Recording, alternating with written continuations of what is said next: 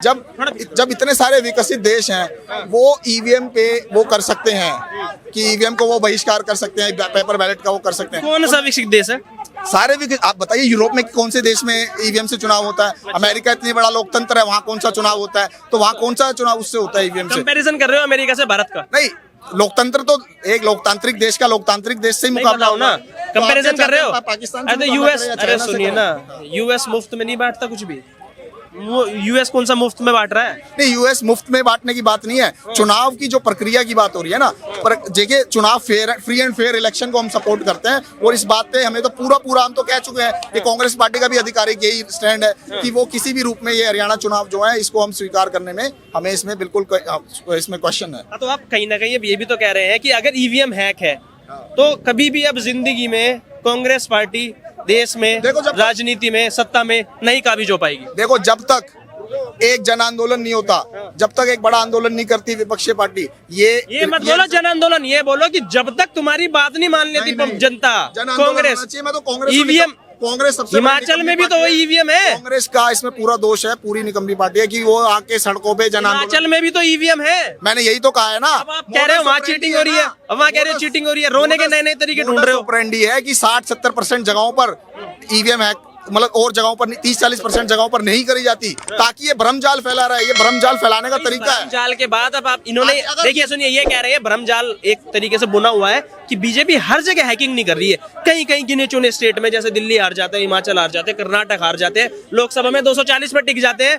कह रहे हैं तरीके से हैकिंग की जा रही है और अब मान लेना चाहिए कि कांग्रेस सत्ता में कभी नहीं आई। अगर ऐसा ये कह रहे हैं ना तो इस देश की संवैधानिक संस्थाओं पर ये उंगली उठा रहे हैं, क्योंकि जब निर्वाचन आयोग है उसमें भी तो बैलेट पेपर से होता है। अरे सुनो तो सही, निर्वाचन आयोग पर ये सवाल उठा रहे हैं, भारत के सुप्रीम कोर्ट पर भी हाथ उठा रहे हैं। चलो, ये अधिकार है जनता को, ये डेमोक्रेसी है, बोल सकते हैं, लोकतंत्र है, इसमें बोल सकते हैं, परंतु तथ्यात्मक होने चाहिए। जब मोदी जी 303 से 240 पर आ गए, तब इन्हें जो है तब भी ये ईवीएम हैक की बात करते हैं। अच्छा, और सुनो, जहाँ पर मुस्लिम एरिया है, जहाँ मुसलमान 50% वोटिंग करता है, वहाँ बीजेपी क्यों नहीं जीत पाती है? मेरा प्रश्न इनसे ये है कि जहाँ मुसलमान 50% या 55% है, वहाँ ईवीएम हैक क्यों नहीं होती है? जब कश्मीर घाटी में क्यों नहीं ईवीएम हैक हुई? जहाँ मुरादाबाद में क्यों नहीं हुई? रामपुर में हैक क्यों नहीं हुई? और जहाँ यूपी में जहाँ मुसलमान ज्यादा हैं, हाँ, वायनाड में क्यों नहीं हैक हुई? जहाँ पर मुस्लिम कम्युनिटी है, वहाँ पर मशीन हैक क्यों नहीं कर पाए?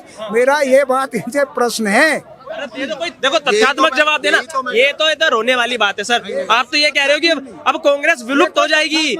ऐसे तो कांग्रेस विलुप्त हो जाएगी, क्योंकि देखिए 9 विधानसभा सीटें, एक भी सीट पे लड़ने को नहीं दिया गया। अब आप सीधा ये कह रहे हैं कि बीजेपी हैकिंग कर रही है, कोई राज्य छोड़ दे रही है, तो कांग्रेस का तो विलुप्त होना तय हो गया है। फिर बिल्कुल, मैं तो कह रहा हूँ, अगर इस तरह से वो चलता रहा, जब तक जन आंदोलन नहीं करेगी, और इन्होंने जैसे भाई साहब ने बात करी कि भाई इतनी जगहों पर क्यों नहीं, वहाँ भी तो चुनाव में कांग्रेस जीती है, वही तो मैं बता रहा हूँ ना सर। अगर सारी जगह हो जाएगा फिर तो आप बिल्कुल स्पष्ट हो जाएगा कि ईवीएम हैक हुई है। अच्छा, आप ही के एक भाई, सुनिए, आप ही के एक भाईजान जो सोशल मीडिया पे बड़े फेमस है, वो एक लॉजिक निकालते थे। वो बोलते थे कि जहां पर भी, जब जिस भी राज्य में वोटिंग होती है, अगर 2 या 3 दिन के अंदर चुनावी नतीजे घोषित हो जाए तो कांग्रेस जीतती है। उनका ये वाला नैरेटिव इस बार पिट गया हरियाणा में। अब आपका एक नया नैरेटिव आया है कि ये नहीं, नैरेटिव तो पिटते रहते हैं आपके। अरे जनता पे भरोसा कब दिलाओगे जनता को कि आपको वोट दें?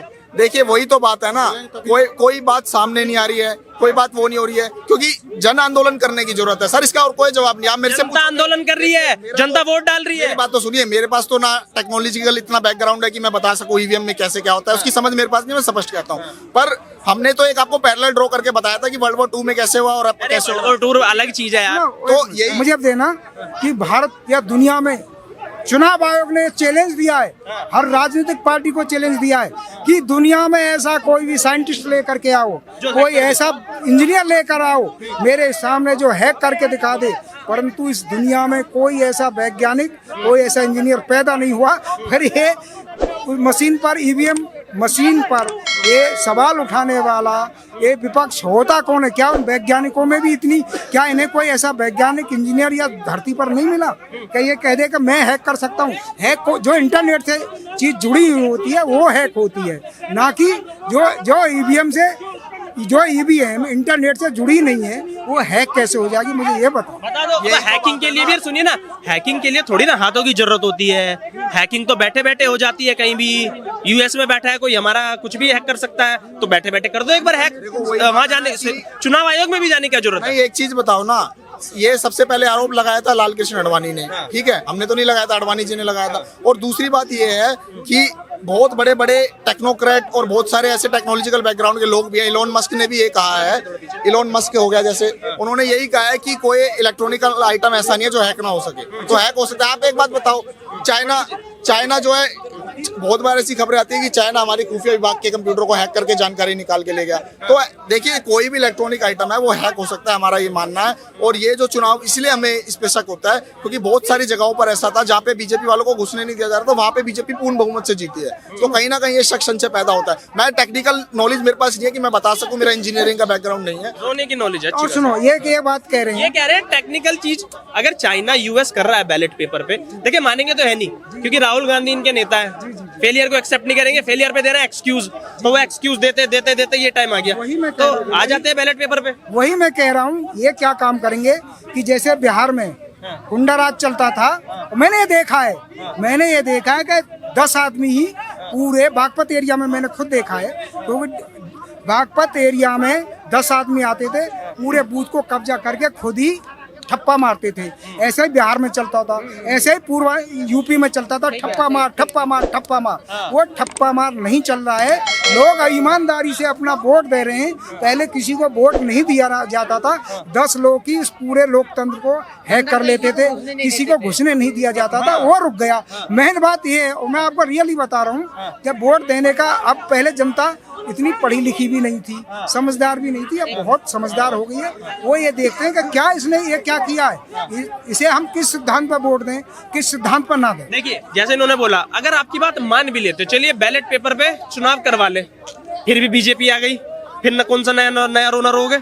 देखिए, नहीं आएगी ना, बिल्कुल हमें यकीन है। अगर बीजेपी ने, मोदी जी ने दिलों को हैक कर लिया है। अगर फ्री एंड फेयर इलेक्शन होते हैं तो इसका परिणाम देखिए, तो 240 सीटें जो आई है, हम तो उस पर भी संशय कह रहे हैं कि भाई वो ठीक नहीं है। उसके अंदर जो परिणाम आया है, मतलब राहुल गांधी 4 लाख वोटों से जीते, वो भी ठीक नहीं है। आपको बताया है ना कि हर जगह ईवीएम करने की जरूरत नहीं, मोडस ऑपरेंडी है, हर जगह वो करने की जरूरत नहीं होती है, भरमजाल बना के रखना। अगर हर जगह जाल बना रहे हैं, बताओ, भरमजाल कह रहे हैं बीजेपी ने सब कुछ हैक कर दिया। नहीं, कुछ नहीं, इनका दिमाग का भ्रम जल है, और इनका जो दिमाग हैंग हो रहा है, ईवीएम हैंग नहीं हो रहा है। हाँ, ये जिसका दिमाग अगर ठीक होगा तो ब्लड पेपर से होगा, तो वहाँ भी कहेंगे हैंग हो। तो मेन चीज मानसिकता इनका ठीक नहीं है, इसलिए कह रहे हैं कि ईवीएम हो गया तो भी कहेंगे ब्लड पेपर। भाई साहब ने जो हमारे बताए, बड़े भाई बताए कि पहले बिहार के अंदर किसी आदमी को जाने की जरूरत नहीं है, और इलेक्शन हो गया और वोट पड़ गया और वो विजय भी हो गया। तो ऐसा क्यों होता था? ये ब्लड पेपर के अंदर ही होता था, इसी के कारण। मैंने यूपी में देखा है, भाई साहब हम बिहार में भी देखे, हम अपने यहाँ देखे, हम डेवलप्ड की तरफ बढ़ती है कि आगे बढ़े। तुम ईवीएम से बैलेट पेपर पे लाना चाह रहे हो, देखो क्या कर रहे हैं। एक सबसे बड़ी बात है, इन्होंने बहुत बढ़िया बात कही है अभी, इन्होंने बहुत बढ़िया बात कही है, बैलेट पेपर पे आ जाओ, रिवर्स गियर मार लो, इन्होंने कही है। एक बात बताइए, जब पोलिंग होती है तो सुबह हर पार्टी का पोलिंग एजेंट बैठा होता है, कराया जाता है, उसको ये मानने के लिए तैयार नहीं है। ये कह रहे हैं कि उन्होंने एक षड्यंत्र रचा है कि हर जगह नहीं जीतेंगे, कहीं कहीं गिने चुने क्षेत्रों में जीतेंगे, और पूरा स्टेट जीतेंगे। कर्नाटका को कौन जीता? बहुमत के पार। मैंने तो कह दिया, पहले सुन लो, बोलो, बहुत देर हो गई, ज्ञान मत बांटो। तमिलनाडु में आज तक बीजेपी क्यों नहीं जीत पाई? और केरला में बीजेपी आज तक क्यों नहीं जीत पाई? हिमाचल, सुनो, बता देता हूँ। और आंध्र प्रदेश में बीजेपी क्यों नहीं जीत पाई? तेलंगाना में बीजेपी आज तक क्यों नहीं जीत पाई? अब इन्हें ये पूछो कि जहाँ पर उनका आधार मजबूत बीजेपी का नहीं है, वहाँ इतना सपोर्ट जनता नहीं दे रही है अभी, तो वहाँ नहीं जीत रही है। जैसे ही आधार मजबूत बनेगा तो वहाँ भी बीजेपी जीतेगी, जैसे ही जैसे कि आपके वेस्ट बंगाल में था, वहाँ एक भी सीट नहीं आती थी, धीरे धीरे 2 भी सीट भी आई, 4 सीट भी आई, धीरे धीरे आधार बना, आधार बनने पे वो 90 सीट प्लस भी लेकर के आई, आगे चल के वो सत्ता पे भी आएगी। तो ये फिर ऐसे लोग फिर कह देंगे कि आपके बीजेपी सत्ता में आ गई तो ये मशीन हैक कर ली। तो उस विचारधारा के बारे में इस दुनिया में कोई भी आदमी कुछ नहीं कह सकता है। आखिरी मेरे साहब ये प्रतिक्रिया आपसे जानना चाहूंगा मैं यही कि कब एक्सेप्ट करोगे, कब जनता के पास जाओगे, कब जनता के जो वोट है उसकी इज्जत करना सीखोगे? आखिरी बात कह दी, एक जन आंदोलन जब तक की विपक्षी पार्टियां और जो है इंडिया अलायंस की पार्टी कह रहे हो या कांग्रेस पार्टी कह रहे हो नहीं करेगी, तब तक वो इसी राज में सड़ते रहेंगे। मैंने तो जन आंदोलन एक तरीका बताया और कुछ बताया ही नहीं। क्रांति और जन आंदोलन, बस जन आंदोलन करेंगे। जन आंदोलन का मतलब है कि जनता का जो जन समर्थन है वो भाजपा के साथ है। अब ये करेंगे कैसे भाई? इन्हें जनता ने लायक ही नहीं करती, पसंद ही नहीं करती,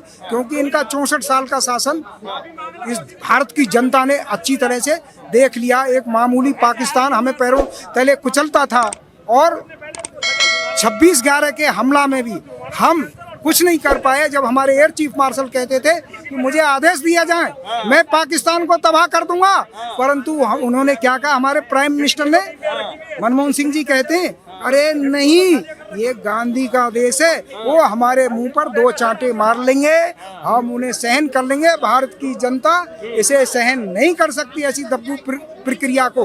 वो चाहती है टिट फॉर टैट, और त्रस्त हो गई इसलिए नकार रहे हैं। इसलिए ही तो नकारे कांग्रेस को। और टिट फॉर टैट चाहती है, दुश्मन को जवाब पत्थर से दिया जाना चाहिए। यही नीति सटे साट्यम समाचारित का सिद्धांत का जो पालन करेगा भारत की जनता, उसे ही प्रधानमंत्री जवाब पत्थर से दे रहे हैं ना। यस, दे रहे हैं। सट्टे साट्यम समाचारित का पालन कर रहे हैं। और हम क्यों नष्ट हुए? हम भारत जो हमारा इंडोनेशिया तक से लेकर ईरान, अफगानिस्तान तक फैला था, उसका कारण भी केवल बुद्धिज्म ही तो था कि अहिंसा ने हमें तबाह कर दिया। और जो इतना विशाल भारत था वो नष्ट हो गया केवल इसी अहिंसा और इसी कांग्रेस जैसी दब्बू राजनीति के कारण।